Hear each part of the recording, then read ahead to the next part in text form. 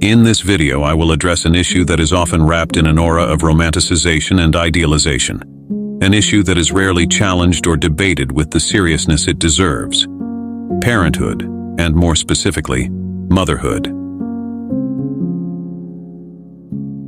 Since the dawn of civilization, the dominant culture, often infused with religious values, has taught us that parenthood is a sacred and pure mission, one that we must revere, celebrate, and honor.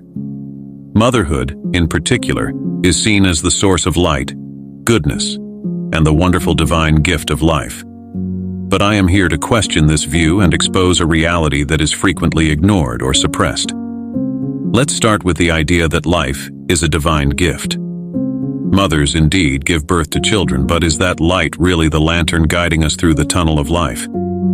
Or is it more like the light of a train coming from the opposite direction, ready to hit and shred us on the tracks? The truth, ladies and gentlemen, is that life is not a divine gift, but a death sentence waiting to be carried out. We are born to die, and between birth and death, we are condemned to face suffering, pain, and loss. We are prisoners on death row. Moreover, human reproduction, when analyzed coldly, is far from divine. The sexual act, which many cultures and religions try to paint as something beautiful and sacred, is, in its essence, a biological process that involves the exchange of bodily fluids. In any other context, these fluids would be considered disgusting. There is nothing magical or divine about a male genitalia ejaculating inside a female genitalia. And the children that result from this process are dragged into a romantic ménage à trois against their will by a couple intoxicated with the idea that the pinnacle of their love will be achieved by bringing a third person into their relationship. It is an illusion to believe that children will love their parents in the same way that the parents love each other, if they even truly love each other. Many couples struggle to maintain their love for more than a few years. The relationships end, but the children remain, often carrying the burden of their parents' expectations and conflicts. And this is where the antinatalist perspective, which I strongly advocate for, comes in. Antinatalism teaches us that bringing a new life into the world is not an act of love, but an imposition of suffering. Children did not ask to be born, and by bringing them into existence, we are condemning them to a life of pain and suffering. Antinatalism questions the morality of imposing existence on another human being without their consent, knowing that this existence will inevitably be filled with challenges.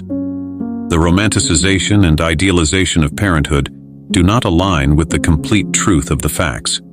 People tell me to honor my mother, to revere the maternal figure. But I say, let's stop honoring blindly. Let's stop idealizing motherhood as a sacred mission and instead question the real consequences of bringing new lives into the world.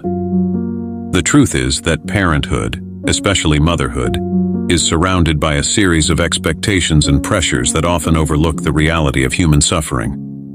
The decision to have children should be based on an ethical analysis, not cultural or religious pressures. We should not bring new lives into the world to satisfy our own desires or expectations, but instead seriously consider the moral weight of such a decision. Therefore, I say, do not blindly honor the figure of the mother. Honor the truth. Honor the courage to question the status quo. And above all, honor the principle of avoiding suffering whenever possible. That, ladies and gentlemen, is true morality. Thank you very much for your attention.